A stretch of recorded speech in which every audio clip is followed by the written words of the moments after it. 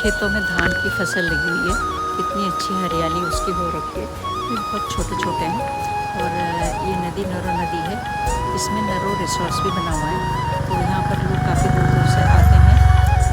यहाँ हरियाली वगैरह है चारों तरफ। आजकल तो बरसात है लेकिन यहाँ पर हमेशा ऐसा ही माहौल रहता है और यहाँ पर लोग दूर दूर से एंजॉय करने के लिए आते हैं। यहाँ की सुंदरता बहुत अच्छी है क्योंकि ये नदी हमेशा बहती रहती है, इसमें पानी हमेशा रहता है, तो यहाँ पर एंजॉय किया जा सकता है और सुंदरता काफ़ी अच्छी है यहाँ पर।